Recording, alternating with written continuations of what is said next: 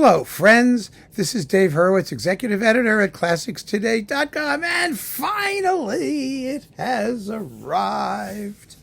The Dorati Haydn box. Oh, gosh. I'm so excited. I mean, of course, I have all these recordings, but that's not the point. First of all, it has been remastered, and the sound is noticeably superior to its previous incarnation. Brighter and clearer, and I think you'll be impressed with the difference. I really do. That's the first thing. Second thing, it is still the best recording of the complete Haydn symphonies by quite a ways, quite frankly. I know people, mention like Merzendorfer, who has like a lousy orchestra and sounds like crap, but people think it's good. I have no idea why. I mean, it's not terrible, but it's also not special in any particular way. And then there's Fischer on Nimbus, who did some beautiful recordings, particularly of the middle period symphonies. They really are, but you have to deal with Fischer and his ridiculous habit of, reducing all the strings to solos in all the trios and the minuets and then various other spots, thereby disrupting Haydn's scheme of contrasts. And also his London symphonies were nothing special. And this particular box not only has an incredibly consistent range of all of the symphonies, plus all of the appendices, the extra finales and replacement movements and things that Haydn did, which is really super cool. But you also get the 24 minuets. It was the only recording of those for like a million years till CPO did one. Oh my goodness, that's a wonderful little work. Just charming, actual real dance music, sort of, kind of, a la Haydn, and they're marvelous. So that's in here.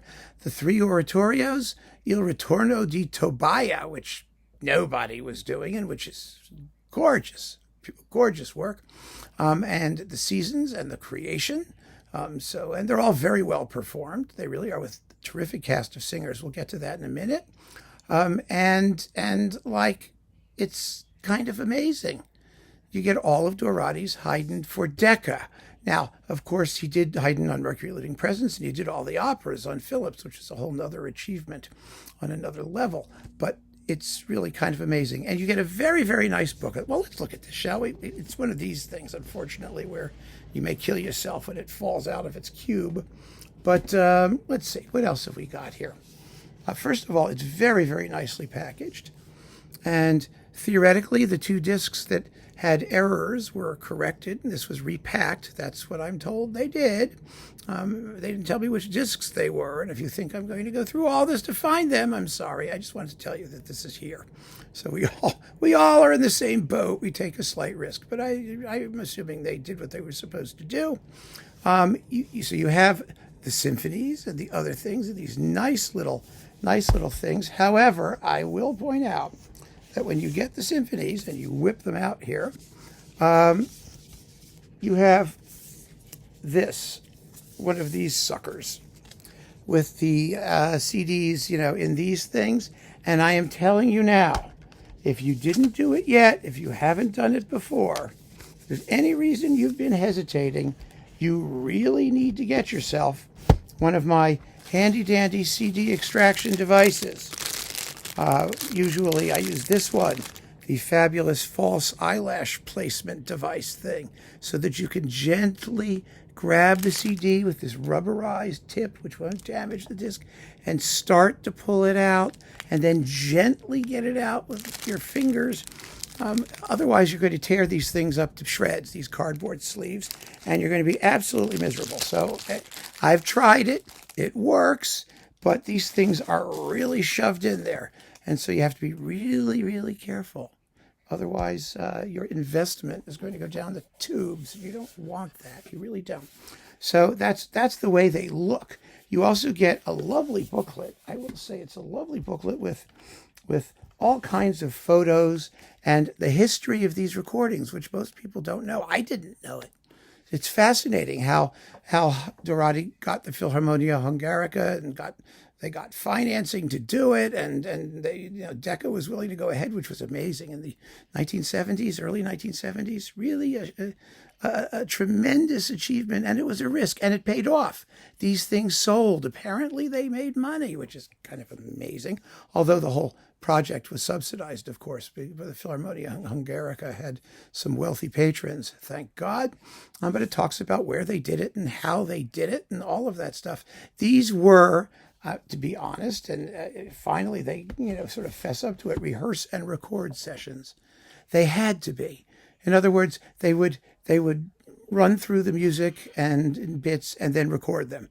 Record it then and there, not in connection with concerts. And they also didn't necessarily do the symphonies in movement order because the personnel were different. Haydn's slow movements in his early works all required just strings. They didn't require anybody else. So it made a lot of sense to do like all the slow movements when you had just strings and not pay for the full orchestra to sit there for each session and each symphony. I mean, it all had to be done in a way that was economically feasible. And the miracle of this, quite frankly, is that in Dorati, we had a conductor who was totally at home making records, who was comfortable with the recording process, who didn't have problems. It didn't let him discombobulate everything in his interpretations because he might have had to do things in a different order. That really, really matters.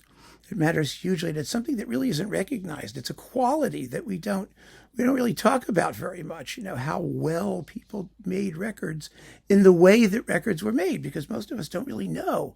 And so this booklet is a very, very interesting inner look into how they actually did it and were able to do it in only 3 years.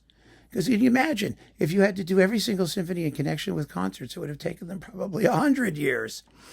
So they did it in the best way possible, and it was a way that some people will probably think wasn't entirely musical. But what matters, of course, is the conductor. And Dorati deserves all the credit in the universe for never letting us suggest that there were things done that were out of order or that didn't belong or that were from different sessions or any of those things. The consistency in this set is amazing. It's really, really remarkable. And so it's a joy to hear it again. At least I've been sampling and dipping and playing and all of that stuff. In the oratorios, let me just tell you, we have some really first-class singers. They are beautiful performances, actually, in the sort of traditional choral music sense. The period instrument people do things faster and more contrasty, but there's no substitute for great singing. I mean, at the end of the day, and we've got, let's see, here they are.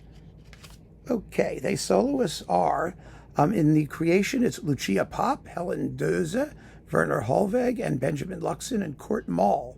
Got a whole bunch of them with the Brighton Festival Chorus and the Royal Philharmonic. In the Seasons, it's Iliana Kotrubash, Werner Krenn, and Hans Soten, which they're really just terrific. And in the Ritorno di Tobia, where's that one? Oh, here it is. Barbara Hendricks, Linda Zogby, Della Jones, Philip Langridge, and Benjamin Luxon. So you're really in good shape as far as the solo arias go. And you also get, in along with the 24 minuets, this delicious little bonus, a minuet on the name Decca, Decca, in the style of Haydn, composed by Antal Dorati as a sort of memento and thank offering for doing this entire series. Really, really wonderful. And they had apparently a big dinner when it was over, and they show you pictures of the dinner, and everybody got drunk and they had a good time, so that's nice. So it's here. It has, how many CDs does it have? I forgot to check. Let's see. Well, it was original stereo master tapes transferred by Abbey Road Studios. Yes, there we go. CDs, 41 CDs, all told. 41 CDs. I don't know how long this is going to last. It seems to be absurd to put this whole thing back together again and reissue it at a pretty reasonable price, I might add. I mean, reasonable in terms of it's fair, but it's also not budgy, cheapy. It's an investment. And then to just cut it out again. because then how long is it going to be before we ever see it again? It's an essential addition to any serious classical music library. And the only thing that I missed from it, well, it's a pity that Dorati never did the 7 last words, either the orchestral or choral versions. That would have been fun. But, you know, that's just being churlish. And one of the things they mentioned in the notes was the fact that Jens Peter Larsen and H.C. Robbins Land, the great Haydn scholars, participated in the project by contributing absolutely fabulous booklet notes that everybody was thrilled about and adored. And, of course, they don't reproduce those, I'm sure, for cost purposes. And that's a pity. That's a pity. I mean, they should have given us the whole package.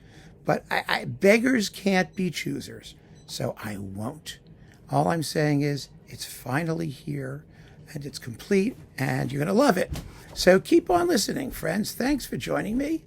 Take care.